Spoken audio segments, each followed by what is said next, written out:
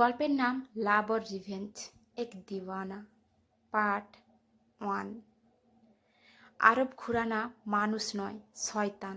Khurrana ইন্ডাস্ট্রিজের CEO এবং আন্ডারওয়ার্ল্ডের শয়তান। এই পৃথিবীতে আরবের কেউ নেই, শুধু একজন বন্ধু আছে যে আরবের অ্যাসিস্ট্যান্টও। আরব দেখতে খুবই সুদর্শন, উচ্চতা 6 ফুট 1, ধূসর গায়ের রং, বাদামি চোখ, 6 প্যাক। তিনি দেখতে যতটা স্মার্ট তেমনি তার রাগের সাথেও কোনো মিল নেই এবং সে খুবই খামখেয়ালি মানুষ। তার বয়স 28 বছর। রুহি রাওয়াত খুবই নিষ্পাপ এবং কিউট মেয়ে। সে দেখতেও খুব সুন্দর, কোমর পর্যন্ত সোনালি চুল, সমুদ্র নীল চোখ, ফর্সা গায়ের রং, 5 ফুট 5 উচ্চতা, বয়স 21 বছর। কারণ সেহগাল আরবের বন্ধু এবং সহকারী। তিনি খুব মজার মানুষ, কিন্তু তার কাজের ব্যাপারে সিরিয়াস। শ্যামলার রং, কালো চোখ, 6 প্যাক, 5 ফুট 11 উচ্চতা। তনু শর্মা, সে রুহির বন্ধু এবং রুহিকে খুব ভালোবাসে। বয়স 21, কাঁধের নিচে কালো চুল, ধূসর রঙের কালো চোখ, উচ্চতা 5 ফুট 5। সাহিল রাওয়াত, সে রুহির বাবা এবং আরবের সবচেয়ে বড় শত্রু। সে খুব লোভী ব্যক্তি। শত্রুতার রহস্য পরে জানা যাবে। গল্পটা শুরু করা যাক। অন্ধকার ঘরে একটা মেয়েকে চেয়ারে বাঁধা রয়েছে, তার হাতে পায়ে দড়ি দিয়ে বাঁধা। কিছুক্ষণ পর মেয়েটি ধীরে ধীরে চোখ খুলে। এত অন্ধকার দেখে ভয় পেয়ে যায় এবং নিজেকে বেঁধে রাখা দেখে সে আর কেউ নয়, রুহি। রুহি ভয় পেয়ে, কে আমাকে এখানে এনেছে? দয়া করে আমাকে সাহায্য করুন। এবং সে কাঁদতে শুরু করে। ঠিক তখনই সেখানকার গেট খুলে যায় এবং বডিগার্ডের মতো দেখতে 4-5 জন লোক ভেতরে আসে। রুহি অবাক আর ভয়ে সবার দিকে তাকিয়েছিল। তখন সেখানে একজন লোক প্রবেশ করে এবং তাকে দেখে রুহি ভয় পেয়ে যায়। লোকটার মুখে একটা অন্যরকম বর্বরতা ফুটে উঠেছে। সে লোকটি ছিল আরব। রুহি আরবকে বলে, কে তুমি? আরব রুহির সামনে এসে ঝুঁকে বলে, বড়দের আপনি বলতে হয়। আরবের কণ্ঠ এতই ভয়ঙ্কর যে রুহি একবারের জন্য কেঁপে উঠল। রুহি ভয় পেয়ে বলল, কে আপনি? রুহির কথা শুনে আরব মুচকি হেসে আরব রুহির কাছে গিয়ে বলে, আমি তোমার বস। রুহি অবাক হয়, কি? আরব ঠান্ডা সুরে বলে, এখন থেকে আমি তোমার বস আর তুমি আমার দাস। এবং শয়তানের মতো হাসতে লাগলো।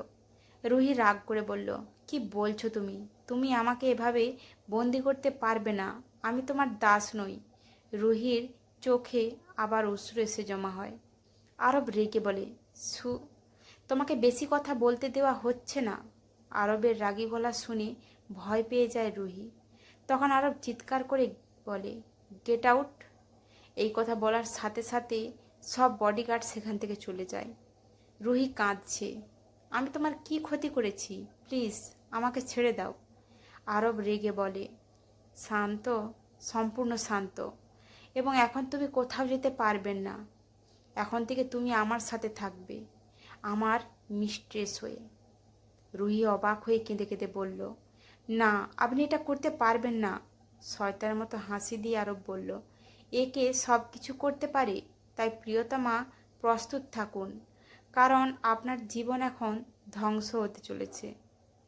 আর আরব সেখান থেকে চলে যায়। আরব চলে যাওয়ার পর রুহি ওই ঘরে কাঁদতে থাকে, কিন্তু তার কথা শোনার জন্য কেউ ছিল না। রুহির মনে পড়ে তার কি হয়েছিল। ফ্ল্যাশব্যাক। রুহি আজ ভারতে ফিরে এসেছে। সে লন্ডন থেকে গ্র্যাজুয়েশন করেছে। তনুও তার সঙ্গে লন্ডনে ছিল। তনু তার সাথে ভারতে আসেনি। তনুর লন্ডনে কিছু কাজ ছিল, তাই রুহি একাই ফিরে এসেছে। রুহি এয়ারপোর্ট থেকে বের হলে তার বাবাকে কল করে।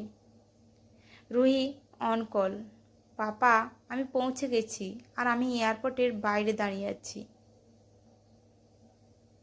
সাহিল রাওয়াত বলল, এই তো রাস্তায় আছি, 2 মিনিটের মধ্যেই আসছি। রুহি ঠিক আছে বাবা, এবং কলটি কেটে দেয়।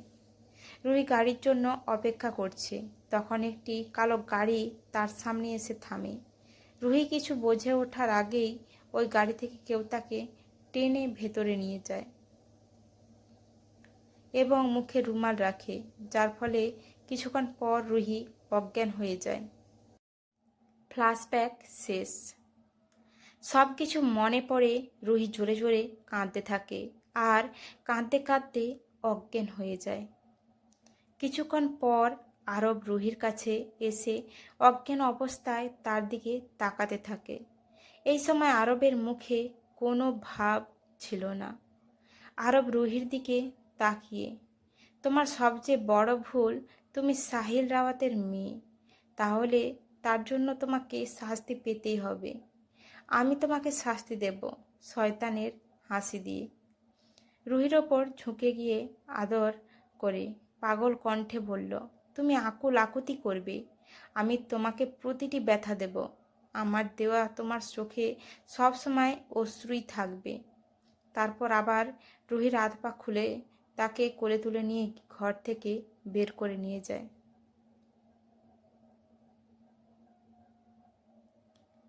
পরের দিন সকালে রুহি চোখ খুললে নিজেকে অন্য কোথাও দেখে ভয় পেয়ে যায়। তারপর রুহি ভালো করে তাকিয়ে দেখল, এটা একটা বড় মাস্টার বেডরুম, যা ছিল সম্পূর্ণ কালো। রুহি অবাক হয়ে পুরো রুমের দিকে তাকিয়েছিল। তখন হঠাৎ গেট খুলে একজন ভদ্রমহিলা ট্রলি নিয়ে ভেতরে আসেন। ওই মহিলা ইউনিফর্ম পরা ছিল, যার কারণে রুহি বুঝতে পারে সে একজন কাজের মেয়ে। ও শুধু খাবারের ট্রলি পাশে রেখে বলল, রুহি ম্যাম, আপনি খাবার খেয়ে নিন, আপনাকে ওষুধ খেতে হবে। রুহি রাগ করে বলল, আমি কিছু খেতে চাই না, আমি এখান থেকে শুধু যেতে চাই। কাজের মেয়ে বলল, প্লিজ আপনার খাবার খান। রুহি রেগে বলল, না, খাবো না। কাজের মেয়ে অনেক কথা বলে, কিন্তু রুহি এই সময় রাগ করে কিছু শুনতে চায় না। অবশেষে সে হাল ছেড়ে দেয় এবং সেখান থেকে চলে যায়। রুহি চিন্তিত হয়ে বসেছিল। হঠাৎ সে তার ড্রেস দেখে চমকে যায়। এ সময় রুহির পরনে ছিল বেবি পিঙ্ক রঙের স্ট্র্যাপি ম্যাক্সি ড্রেস। রুহি ভাবছে, সে তো জিন্স টপ পরেছিল, তাহলে কে তার ড্রেস পাল্টেছে? রুহি তখনও ভাবছিল। হঠাৎ রুমের গেট খুলে যায়। রুহি যখন সামনে তাকায় তখন দেখে আরব সামনে দাঁড়িয়ে আছে। আরবকে সামনে দেখে রুহি আবার ভয় পেয়ে যায়। রুহির নীল চোখে আরব নিজের জন্য ভয় স্পষ্ট দেখতে পেল। আরব রুহির কাছে এসে আবেগহীন মুখে রুহির দিকে তাকায়। আরবকে এভাবে দেখে ভয় পেয়ে যায় রুহি। রুহি বলল, আমার দিকে এভাবে তাকিয়ে আছেন কেন? আরব ঠান্ডা কণ্ঠে প্রকাশ না করে বলল, তুমি খাবার খাচ্ছ না কেন? রুহি একটু সাহস করে বলে, আমি খেতে চাই না, আমাকে এখান থেকে যেতে দাও। আরব রেগে রুহির চুল ধরে বিছানা থেকে তুলে নিচু হয়ে ওর চোখের দিকে তাকিয়ে বলে, চিৎকার করে বললে, তুমি কখনো কোথাও যেতে পারবে না। এত বিকট শব্দ শুনে রুহি ভয় পেয়ে যায়। নিজের ভেতর ভয়ের কারণে বলল, দয়া করে আমাকে ছেড়ে দিন। আরব শয়তান হাসির সাথে বলল, আজ রাতে যা হবে তা হওয়ার পরে তুমি নিজেই এখান থেকে পালানোর ইচ্ছা ছেড়ে দেবে। রুহি প্রশ্নভরা চোখে আরবের দিকে তাকিয়ে বলল, রাতে কি হবে? আরব রুহির কানের কাছে গিয়ে তারপর বলল, তোমার শরীর আমার হয়ে যাবে, আর বলে রুহির কানের লতিতে কামড় দেয়। আরবের কথা শুনে বিস্ময়ে রুহির চোখ বড় বড় হয়ে যায়। তার চোখে জলে ভরে যায়। রুহি কাঁদছে, প্লিজ এমন করবেন না, আপনি এটা করতে পারেন না। আরব রুহির চুল নিয়ে খেলছে, আমি অবশ্যই করব। রুহি হঠাৎ বলে, আমার ড্রেস কে বদলে দিয়েছে? আরব রুহির চোখের দিকে তাকিয়ে বলে, আমি ছাড়া আর কে তোমাকে ছুঁবে বলে মনে হয়? রুহি রেগে বলে, আপনার সাহস কি করে আমাকে স্পর্শ করার? আরব রুহির দুই হাত ধরে ওকে নিজের কাছে টেনে নিয়ে পাগলের কণ্ঠে বলল, আমি ছাড়া আর কেউ এমন করার সাহস পাবে না, বুঝলে? আর তোমার আওয়াজ নিচু রাখো, আওয়াজ আমার ভালো লাগে না। আরবের এমন পাগলামি আর ঠান্ডা কণ্ঠ শুনে রুহি ভয় পেয়ে যায়। এই সময় রুহি আরবের খুব কাছে ছিল, তাদের একে অপরের নিঃশ্বাস মিশে যাচ্ছিল। রুহিকে নিজের থেকে দূরে করে আরব বলে, এখন চুপচাপ খাবার খাও।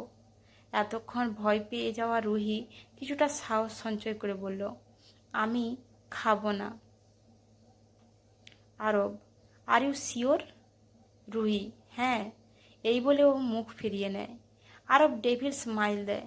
তারপর আরব রুহিকে এক হাত দিয়ে কোমর ধরে টেনে ধরে নিজের সাথে জড়িয়ে ধরে। রুহি হঠাৎ এই কাজটি সামলাতে না পেরে আরবের বুকে পড়ে যায়। তারপর রুহি নিজেকে নিয়ন্ত্রণ করে আরবের কাছ থেকে দূরে সরে যাওয়ার চেষ্টা করে, কিন্তু আরব তাকে ছাড়ে না। আরব তার অন্য হাত রুহির ঘাড়ে রেখে হঠাৎ রুহির ঠোঁটে তার ঠোঁট রাখে। সব কিছু এতই হঠাৎ হয়ে গেল যে রুহি কিছুই বুঝতে পারল না। রুহির জ্ঞান ফেরার সাথে সাথে সে আরব থেকে নিজেকে দূরে সরিয়ে নেওয়ার চেষ্টা করতে লাগলো, কিন্তু কোনো লাভ হলো না। আরবের শক্তির সামনে কিছু করতে পারছিল না রুহি। আরব রুহির ঠোঁট কামড়ে দেয়, যার ফলে রুহি আ করে মুখ খোলে, আর আরব তার জিভ রুহির মুখে ঢুকিয়ে রুহির জিভ নিয়ে খেলতে থাকে। আরব পাগলের মতো রুহিকে চুমু খাচ্ছিল। প্রায় 20 মিনিট পর যখন রুহি প্রায় শ্বাস বন্ধ হতে যায়, তখন আরব রুহির ঠোঁট ছেড়ে দেয়। রুহি খুব জোরে শ্বাস নিচ্ছিল আর মুখ লাল হয়ে গেছে। রুহির ঠোঁটেও রক্ত ছিল। আরব রুহিকে কোমরে দিয়ে চেপে ধরে তার দিকে তাকিয়ে আছে, কোনো অভিব্যক্তি ছাড়াই। রুহির ঠোঁটের দিকে তাকিয়ে আরব বলল, তুমি কি এখনো আমার খাবার খাবে না? রুহি তাড়াতাড়ি বলল, আমি খাচ্ছি। আর রুহি বিছানায় বসে খেতে শুরু করে। আরও একবার রুহির দিকে তাকিয়ে সেখান থেকে চলে যায়। রুহি খেয়ে বিছানায় বসে পড়ছে আর চোখ ভিজে আছে। মনে মনে রুহি বলছে, আমাকে এখান থেকে যেতে হবে। আমি এই জেলে থাকলেও থাকতে পারবো না। জানি না বাবা কেমন আছে। অন্যদিকে রুহি তার চোখ পরিষ্কার করে এবং হঠাৎ তার আরবের কথা মনে পড়ে। আরবের পাগলের মতো কথা মনে পড়ে আর রুহি কেঁপে ওঠে। রাওয়াত ম্যানসন। সাহিল রাওয়াতের সামনে বসেছিলেন ইন্সপেক্টর। সাহিল টেনশনে আছে। ইন্সপেক্টর, আমার মেয়ে নিখোঁজ হওয়ার 2 দিন হয়ে গেছে এবং এখনো পর্যন্ত তার সম্পর্কে কিছুই পাওয়া যায়নি। ইন্সপেক্টর স্যার, আমরা চেষ্টা করছি, কিন্তু আমরা কিছুই খুঁজে পাচ্ছি না। এয়ারপোর্টের সিসিটিভি ফুটেজও পাওয়া যাচ্ছে না। সাহিল রেগে বলে, ইন্সপেক্টর কিছু করুন, আমি আমার মেয়েকে চাই। ইন্সপেক্টর, হ্যাঁ স্যার। ইন্সপেক্টর সেখান থেকে চলে যায়। সাহিল তার মনে বলল, রুহি তুমি কোথায়? এ সময় আরব তার পিয়ানো বাজাচ্ছিলেন। সে খুব ভয়ের সুরে বাজাচ্ছিল। এ সময় আরবের মুখে কোনো ভাব ছিল না, তার চোখ বন্ধ ছিল। হঠাৎ আরব চোখ খুলে উন্মাদনা নিয়ে বলে, যুদ্ধ শুরু হয়েছে। এই যুদ্ধে তোমাকে প্রাণ দিতে হবে রুহি, তোমাকে কাঁদতে হবে। খেলা শুরু হয়েছে। তোমার বাবার শাস্তি হওয়ার সময় এসেছে। ঠিক তখনই আরবের ফোন বেজে উঠল আর আরব কল ধরল। Urban call. আরবের গোপন গোয়েন্দা রকি। বস, সাহিল রাওয়াত ম্যামকে খুঁজতে পুরো পুলিশ বাহিনীকে মোতায়েন করেছেন। আরব শয়তানি একটা হাসি দিয়ে বলল, হুঁ, আর কলটা কেটে দিল। আরব একটা ঘরে যায় যেখানে খুব অন্ধকার। আরব সেখানে আলো জ্বালিয়ে দেয়। আলো জ্বালানোর সাথে সাথে সারা ঘরে আলো ছড়িয়ে পড়ে। সেই ঘরটা অনেক বড় ছিল। ওই রুমের সব জায়গায় রুহির ছবি ছিল, যা তার শৈশব থেকে এখনো পর্যন্ত ছিল। আরব দেয়ালের সামনে দাঁড়িয়ে তাকাতে থাকে। ওই দেওয়ালে রুহির বিশাল ছবি ছিল, যেখানে রুহি বাগানে ফুল ধরে হাসছিল। আরব সেই ফটোতে হাত ঘুরিয়ে অন্যরকম উদ্ভট কণ্ঠে বলে, তোমার কাছে পৌঁছানো থেকে কেউ আমাকে আটকাতে পারেনি, এমনকি তোমার বাবাও নয়। তারপর একটা শয়তান হাসি দিয়ে বলে, দেখো তোমার কাছে পৌঁছে গেছি, কেউ আমাকে আটকাতে পারেনি। যদিও সাহিল রাওয়াত ভেবেছিল সে তোমাকে বাঁচাতে পারবে, একবারেই না, কেউ তোমাকে বাঁচাতে পারবে না। এখন তুমি আমার বানানো খাঁচায় চিরকাল বন্দি। আরব সেই ছবি থেকে মুখ ফিরিয়ে পুরো ঘরের দিকে তাকিয়ে পাগলের মতো হাসতে থাকে। এই মুহূর্তে আরবকে পাগলের মতো লাগছিল।